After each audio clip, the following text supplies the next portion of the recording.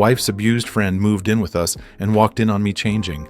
Now she's becoming uncomfortably close, like she started kissing my cheek to say thanks, and my wife says it's fine. Hey, Reddit!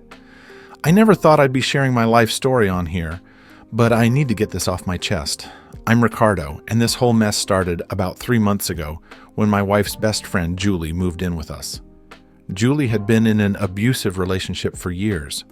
My wife, Jennifer, had been begging her to leave the jerk for as long as I can remember. Finally, Julie got the courage to escape. She called Jennifer in tears, saying she'd left her husband and had nowhere to go. Without hesitation, Jennifer invited her to stay with us. At first, I was completely on board. I mean, who wouldn't want to help someone in such a dire situation? Julie arrived with nothing but a couple of suitcases and a shattered spirit. Jennifer and I did our best to make her feel welcome and safe. Julie started to relax a bit after a few days. She was still skittish, like a cornered animal, but at least she wasn't jumping at every shadow. We got into a routine, and things were relatively smooth. Jennifer and Julie would spend hours talking, watching movies, and trying to find Julie a new job. Then, one morning, everything changed. I was getting ready for work, rushing as usual because I'd hit the snooze button one too many times. I was in the middle of changing when the door to our bedroom swung open. There stood Julie, wide-eyed and blushing furiously. She mumbled an apology and backed out, but the damage was done. I shrugged it off, figuring it was just an awkward moment. Jennifer laughed when I told her about it later. "Poor Julie," she said. "She probably just forgot you were home. Give her some time. She's been through a lot." I agreed, but then things started getting weird. Julie began to change. She wasn't the same timid woman who had shown up at our doorstep. She started to become more comfortable. Too comfortable, if you ask me. It began with small things. Julie would brush up against me in the kitchen or touch my arm when she was talking to me. At first, I thought it was just her being friendly, but it escalated quickly. One evening, after dinner, she kissed my cheek and said, "Thanks for everything, Ricardo." Jennifer saw it and laughed it off. "She's just showing her appreciation," she said, but it felt off. Julie's lips lingered a bit too long on my skin, and there was an intensity in her eyes that made me uneasy. The cheek kisses became a regular thing. Every time she said thanks, she'd kiss my cheek. I told Jennifer that it made me uncomfortable, but she just waved it away. "You're overreacting. She's been through hell and just needs some affection." But then, Julie started seeking me out more. She'd come into the living room when I was watching TV, sitting way too close. She'd find reasons to touch me, fixing my hair, adjusting my shirt collar. One night, she walked into the bathroom while I was shaving. She didn't leave immediately. She stood there, watching me in the mirror. It was creepy. I confronted Jennifer again. "This isn't normal. She's acting like she's interested in me or something." Jennifer just sighed. "Ricardo, she's vulnerable and needs support. Stop making everything about you." I felt trapped. I didn't want to seem insensitive, but Julie's behavior was freaking me out, and Jennifer's constant dismissals made me feel like I was going crazy. One Saturday afternoon, things took a darker turn. Jennifer was out running errands, and I was home alone with Julie.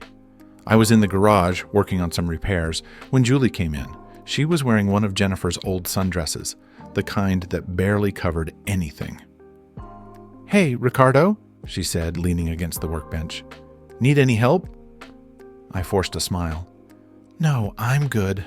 Just finishing up here."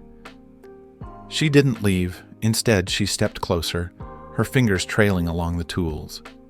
"You know," she said softly, "I really appreciate everything you've done for me." I swallowed hard, trying to keep my cool. "It's no problem. We're happy to help." Julie moved closer, her body almost pressing against mine. "You're a really good man, Ricardo." I stepped back, putting some distance between us. "Thanks, Julie. I think I'm done here. Gonna go inside." She followed me, not taking the hint. As I reached the door, she grabbed my arm. "Ricardo, wait!" I turned, and before I could react, she kissed me.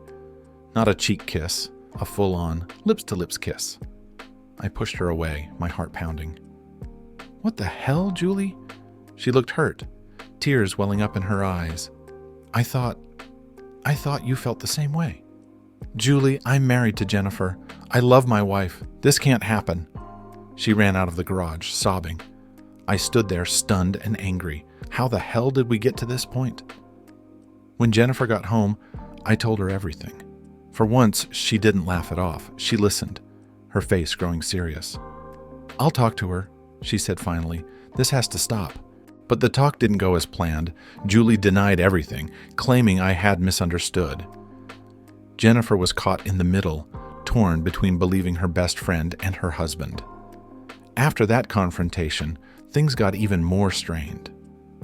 Julie kept her distance for a while, but the tension in the house was palpable. Jennifer was trying to maintain peace, but I could tell she was struggling. Our once happy home had turned into a minefield.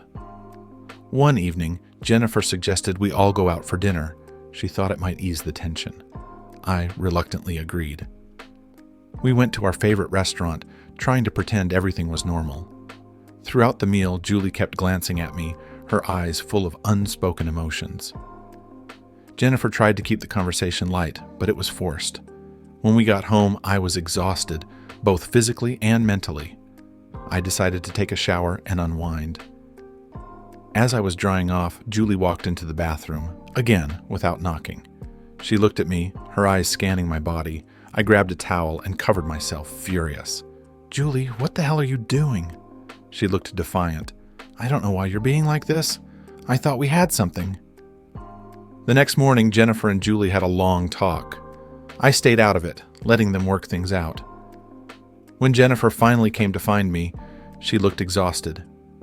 She's going to leave, Jennifer said, but it might take a few days to find a place. I nodded. That's fine, as long as she's out soon. The atmosphere in the house was tense. Julie kept to herself, avoiding me completely. I was counting down the days until she was gone. On her last night with us, Julie approached me. Ricardo, I'm sorry for everything. I was confused and hurt. I didn't mean to cause problems. I nodded, accepting her apology, but keeping my distance. I hope you find peace, Julie. When she finally left, the house felt lighter. Jennifer and I spent the next few days reconnecting, trying to repair the damage. It wasn't easy, but we were determined to get through it. Looking back, I realize how close we came to disaster. Julie was a victim of abuse, but her actions almost tore us apart. It's a reminder that even when you're trying to help someone, you have to set boundaries. I was livid. There's nothing between us, Julie. I'm married to Jennifer, and I love her.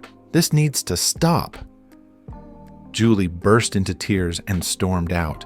I was at my wit's end. I knew I had to talk to Jennifer again, but I dreaded it. I didn't want to cause more problems between us. That night, as we lay in bed, I told Jennifer about the bathroom incident.